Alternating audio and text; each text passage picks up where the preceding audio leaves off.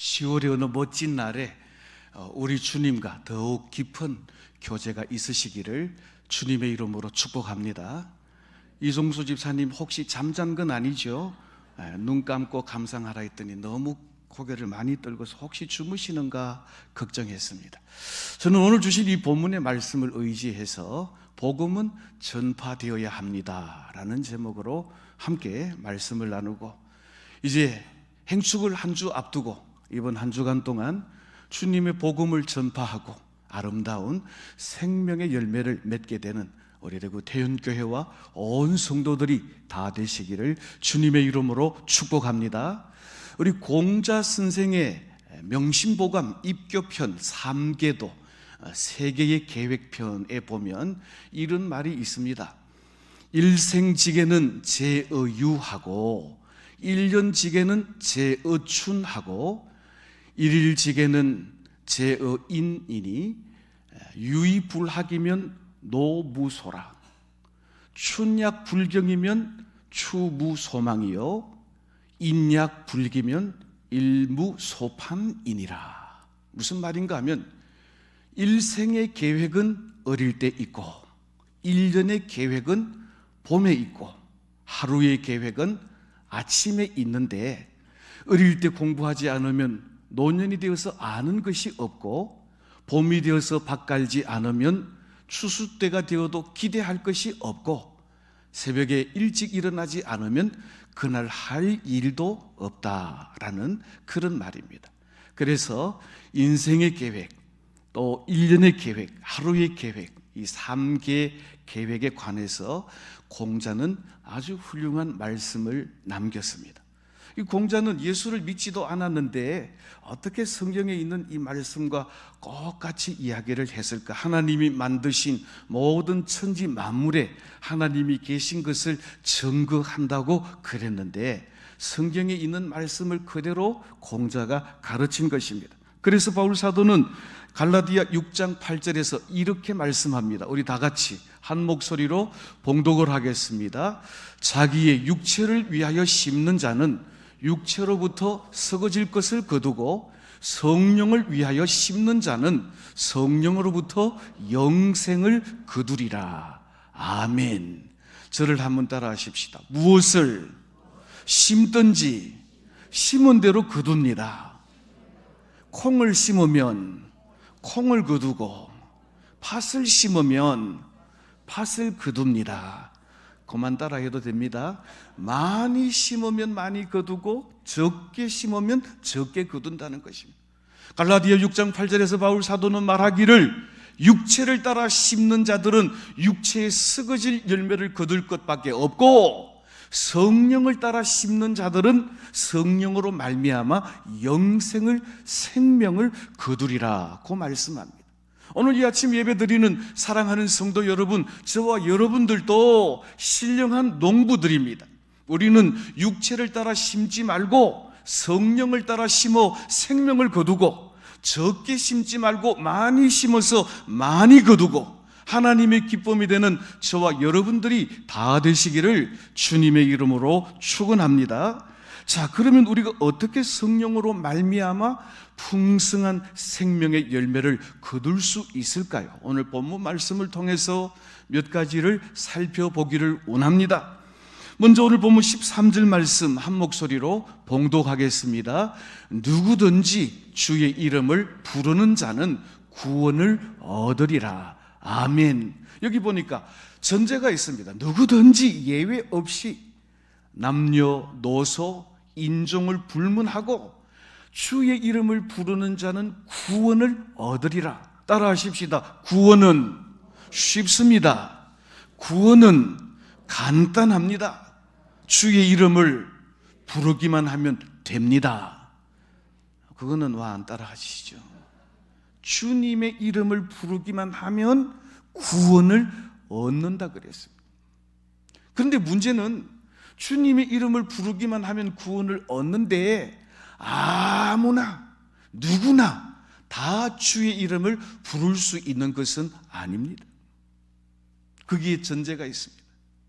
로마서 10장 10절 말씀에 보니까 이렇게 말씀합니다. 사람이 마음으로 믿어 의에 이르고 입으로 시인하여 구원에 이른다. 입으로 시인하여 주의 이름을 부를 때 구원을 얻는데 한 가지 전제 조건이 있습니다. 먼저 예수께서 그리스도이신 것이, 예수님이 나의 구주 되신 것이 마음으로 믿어져야 예수를 나의 구주로 고백할 수가 있다라고 하는 것입니다.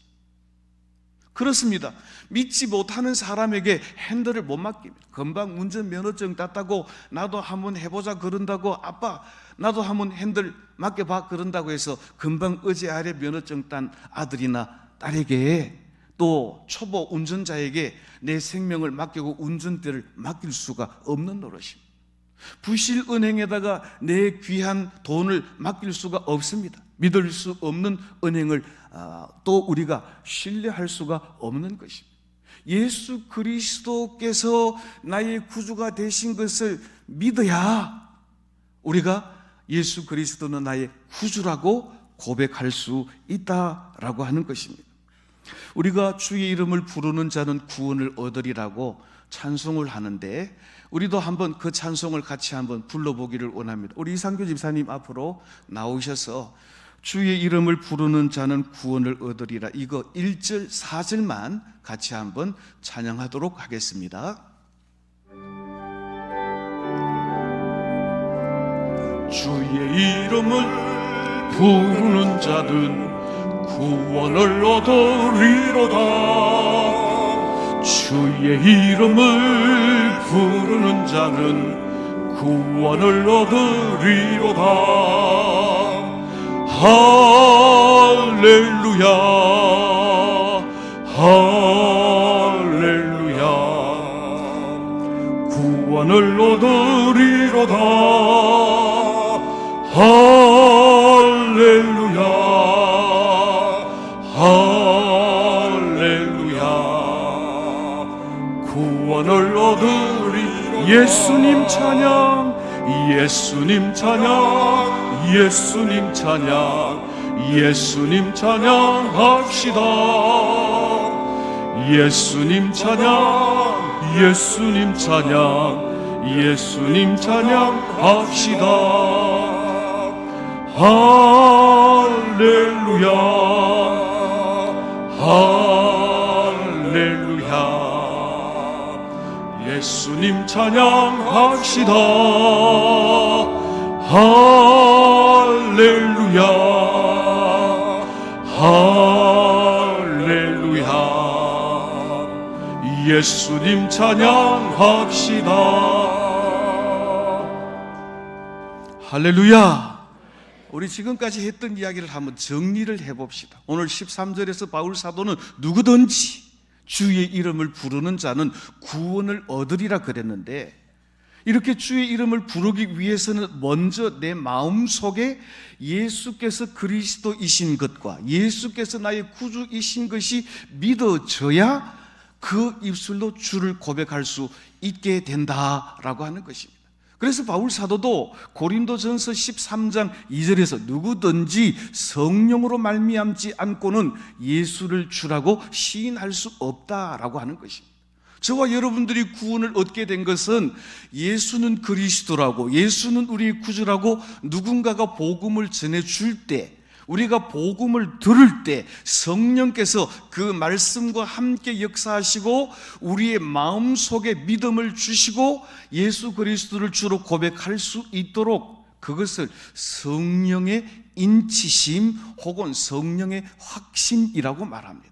그러니까 예수 그리스도를 구주로 고백하는 모든 사람들은 성령 말미암아, 성령으로 말미암는 사람이고 성령이 함께하는 사람이라는 것입니다. 자, 그럼 도대체 이 믿음이라고 하는 것이 무엇일까요? 이 믿음이라고 하는 것은 하나님의 말씀을 들을 때 마음속에 확신이 생기는 것인데, 어떻게 해야 그 믿음이 생기는 것일까요? 오늘 본문 14절, 15절 말씀 우리 한 절씩 교독하겠습니다. 제가 14절 말씀 봉독합니다. 그런즉 그들이 믿지 아니하는 일을 어찌 부르리요? 듣지도 못한 일을 어찌 믿으리요? 전파하는 자가 없이 어찌 들으리요?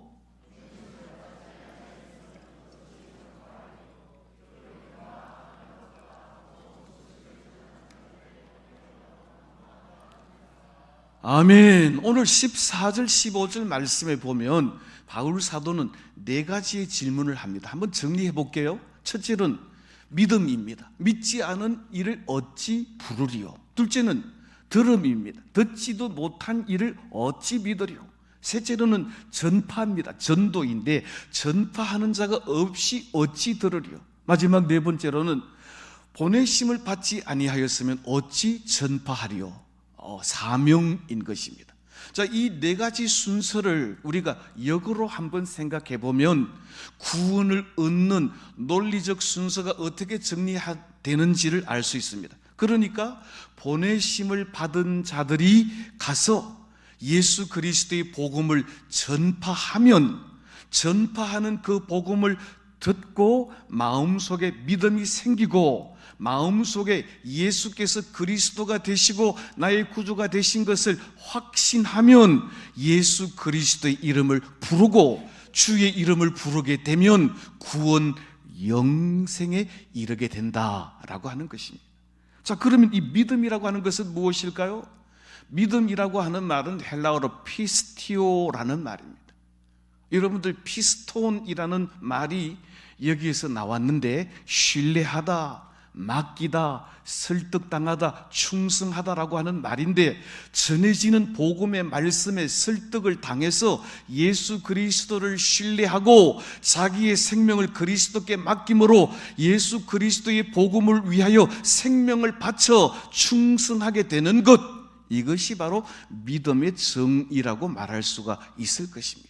사랑하는 성도 여러분, 오늘 저와 여러분들도 예수 믿어 구원 얻게 된 것은 누군가가 내게 복음을 전해 주었고 복음을 들을 때 성령께서 나와 함께 역사하셔서 내 마음속에 그리스도가 구주이신 것을 믿게 하셨고 그 믿음 가운데 예수 그리스도를 주로 시인하고 고백함으로 말미암아 구원과 영생에 이르게 된 것입니다. 그래서 오늘 이 네 가지 순서를 따라서 말씀을 한번 정리를 해보려고 합니다. 첫째로 오늘 보면 17절 말씀 한 목소리로 봉독하겠습니다. 그러므로 믿음은 들음에서 나며 들음은 그리스도의 말씀으로 말미암았느니라. 아멘. 그러니까 믿음이 생기기 위해서 가장 필요한 것은 먼저 전파하는 이가 있어서 그 복음의 말씀을 들을 때 이 믿음이 생긴다라고 하는 것입니다. 그렇습니다.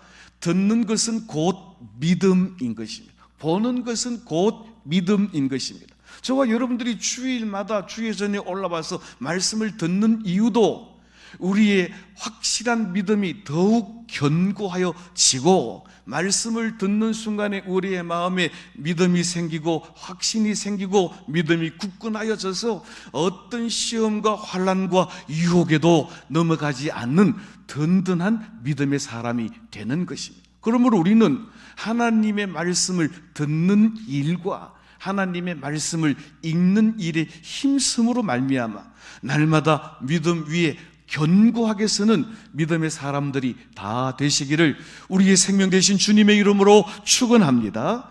두 번째로는 듣지 못한 이를 어찌 믿으리요? 라고 말했습니다.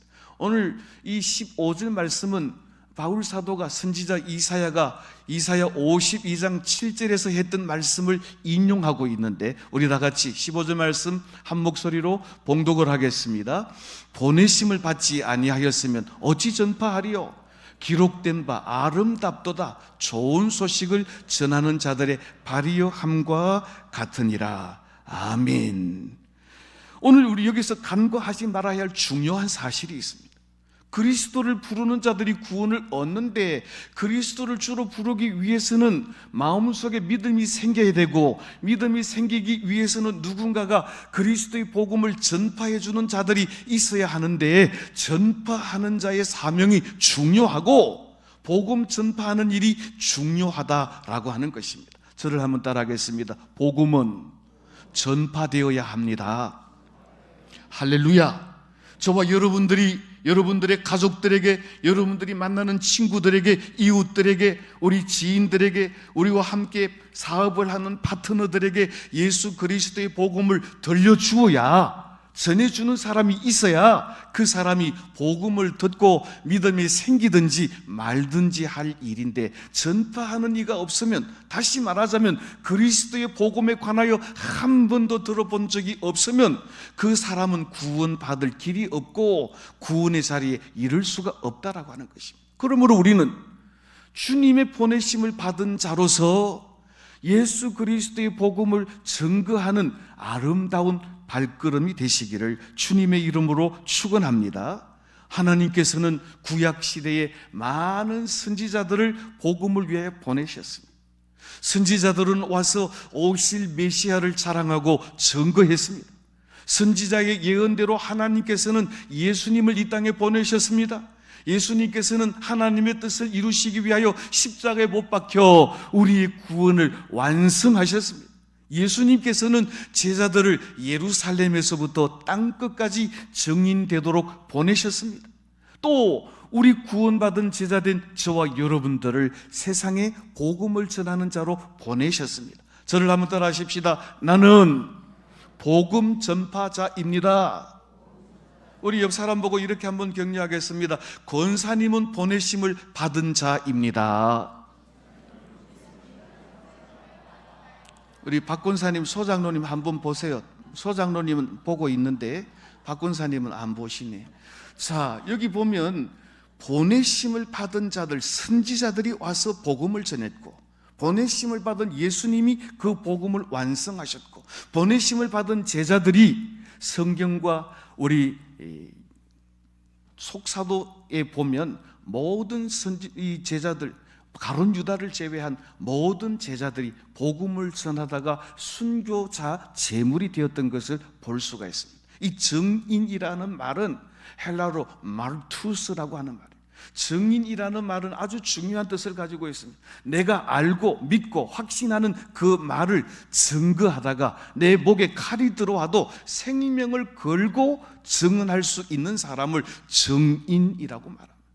그래서 제자들은 예수님께서 그리스도시며 예수님께서 생명이신 것을 증언하다가 수많은 제자들이 그 증언 때문에 생명을 걸고 순교의 제물이 되었다라고 하는 것입니다.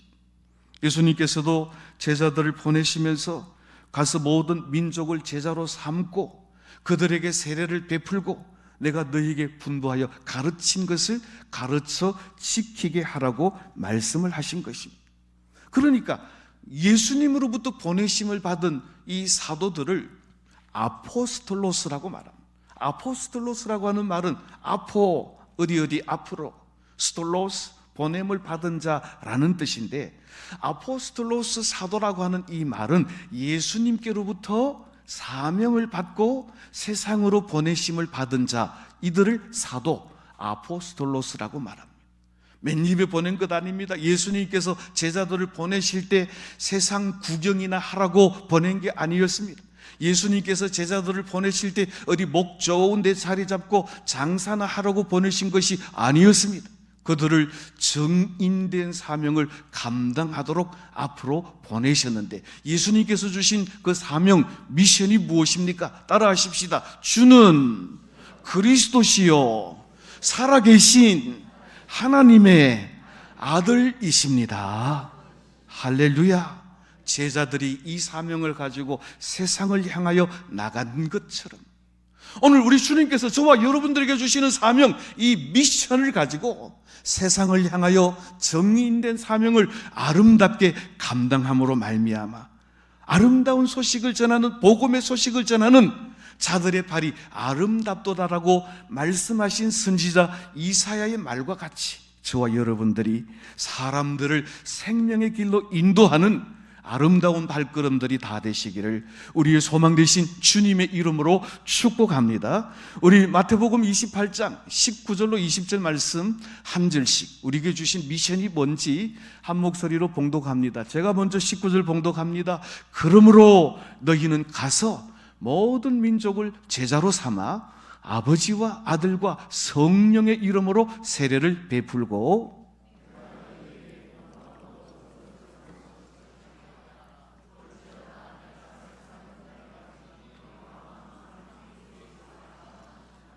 아멘.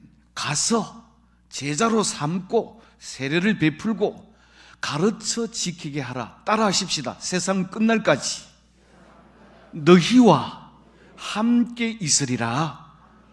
할렐루야.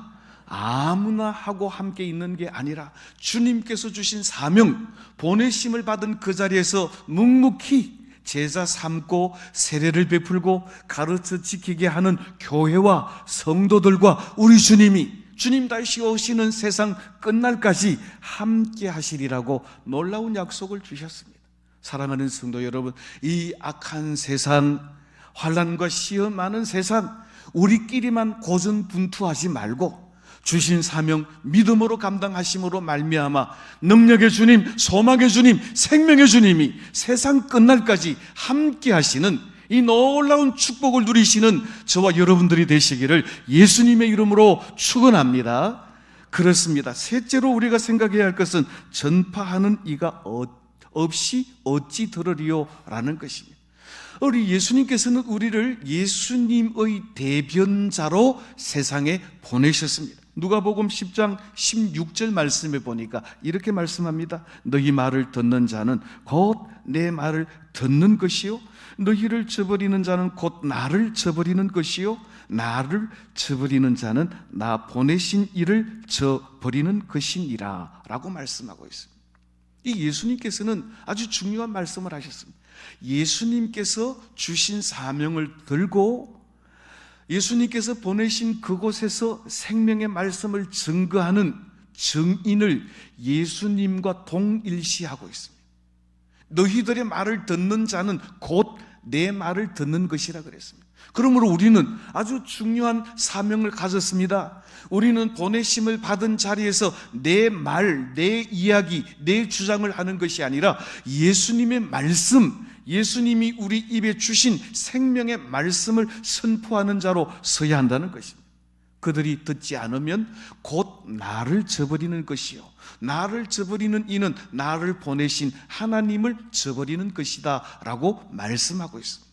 그러므로 우리는 보내심을 받은 사명자로서 또 전파하는 자로서 아주 중요한 사명을 가졌는데 우리는 우리의 말과 우리의 주장이 아니라 오직 예수님의 생명의 말씀을 증거함으로 우리가 증거하는 그 말 속에 예수님의 능력이 성령의 능력이 성령의 증거하심이 함께하는 놀라운 축복의 삶을 살아가게 되시기를 주님의 이름으로 축원합니다. 마라톤 전쟁이 있었습니다. 주전 490년에 그리스와 페르시아 간에 큰 전쟁이 있었는데 천신만고 끝에 패전할 뻔했던 그리스가 페르시아를 이겼습니다.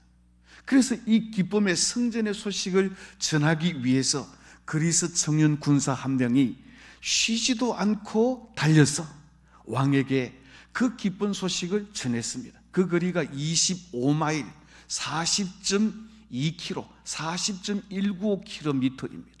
그래서 근대 올림픽이 그리스에서 처음 열릴 때부터 이 청년의 숭고한 정신을 기리기 위해서 40.195km를 마라톤 거리로 측정하고 마라톤 경기가 시작된 것입니다.